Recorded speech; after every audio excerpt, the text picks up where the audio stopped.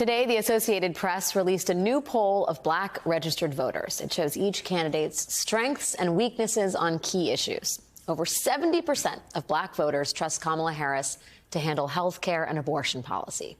67% trust her to address gun violence and climate change. But on the war between Israel and Hamas, Harris's support among black registered voters drops to 46%. Over the past year, multiple surveys have shown that the war in Gaza is a divisive issue for Democrats and one that black Democrats in particular feel a connection to. That connection between the struggle of black people in the United States and the struggle of Palestinians in the Middle East is something that best-selling author Ta-Nehisi Coates explores in his new book, The Message. He travels to Senegal, South Carolina, Israel, and the occupied Palestinian territories to report on what he witnessed firsthand.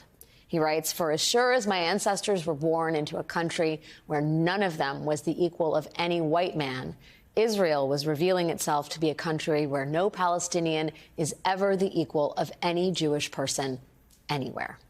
Joining me now is New York Times bestselling author Ta-Nehisi Coates, winner of the 2015 National Book Award and a MacArthur Fellow, among many other things. His new book, The Message, is out now. It's great to see you here. Great to be here. There has been a lot of discussion about this book at this moment in this week, and I want to get your thoughts on all of it. But first, for context, can you talk to me and to the people watching right now about how you first thought of Israel in a civil rights context back in the days of the case for reparations, your article in The Atlantic? Probably the honest answer is I didn't think much about it. I now think that there was a kind of default Zionism probably all around me, within the profession, within the other reporters, within my editors.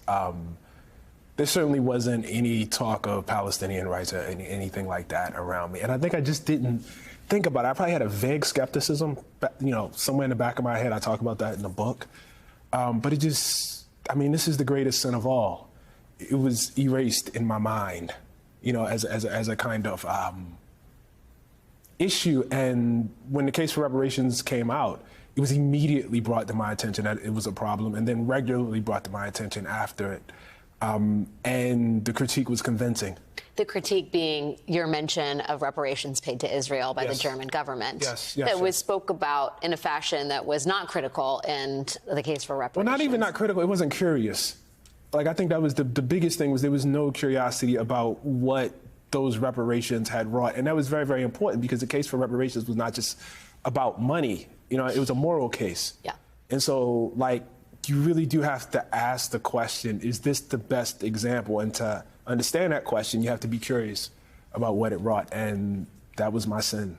So you decide to make a trip. COVID happens. Yes. You make this trip is somewhat delayed. And then you finally go over to see occupied territories. You're in Hebron, in the West Bank. And I'll just read an excerpt from what you saw while you were there. "I walked out to buy some goods from a shopkeeper.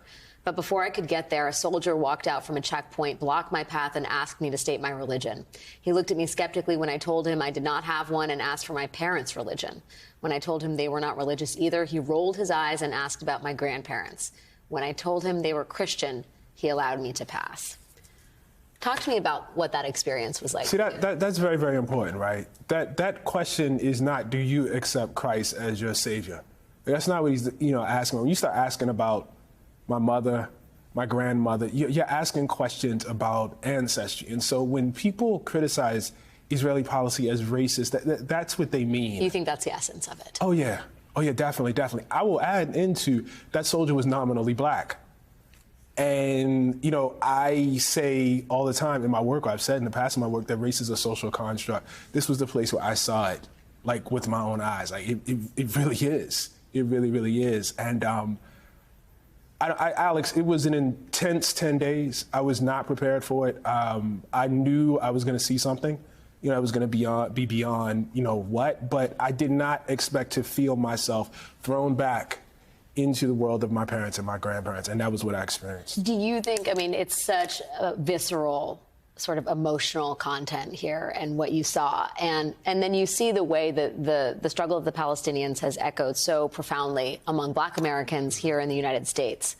Can you talk a little bit more about the intersectionality? I mean, intersectionality is kind of derided as a sort of woke leftist concept, but there really is, I think, a kinship, quite obvious. You see it in polling, right? Just black registered voters, right? No particular subsect, but Black Americans see something in the Palestinian struggle, and I wonder if you could talk a little bit about that. What they see is Jim Crow.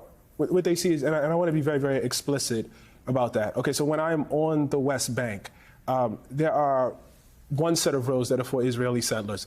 There is another set of roads that are for Palestinians. These roads are not equal, by which I mean it takes longer to traverse if you're on a road for Palestinians. There are checkpoints along the way. Sometimes checkpoints appear out of nowhere. The criminal justice system is different. If you're an Israeli settler there, you are subject to the civil justice system with all the rights that we're accompanied to in the civil justice system.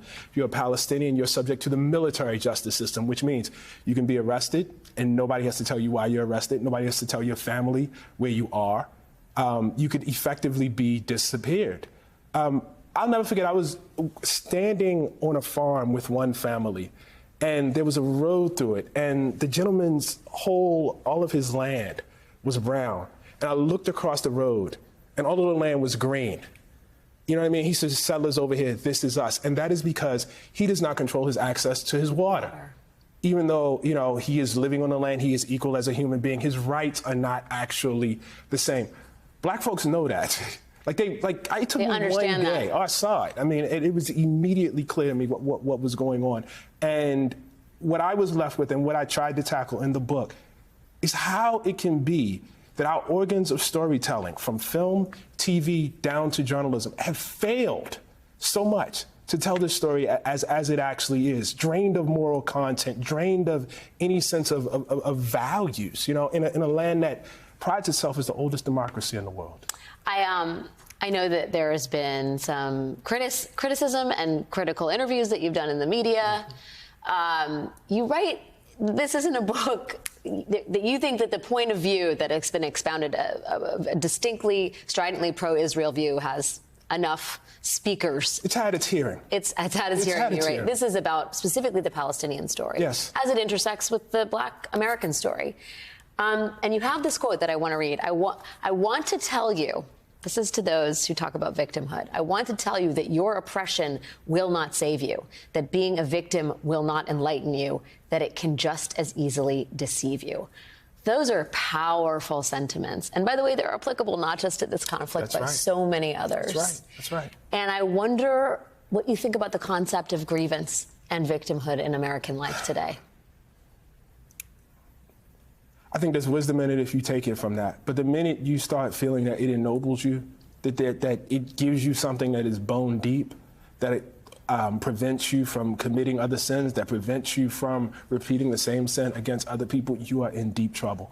And that is a human error. That is not a Jewish error. It's not a Zionist error. That is a human error. It just so happened that I went somewhere where that error was compiled in a state, in its laws, and in its policies. But there are lessons there for humanity, really dark ones that I don't think we want to face.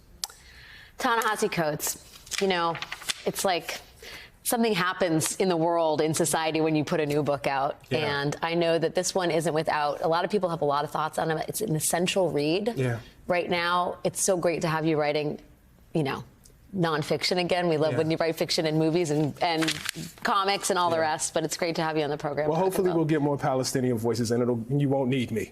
You won't need me to do this. I'll be happy to give it up. The wheel turns slowly, my friend. Yes, until then, you are a great interlocutor for the cause. Thank you for your time tonight. Thank you, Alex. His new book is The Message. It is out now.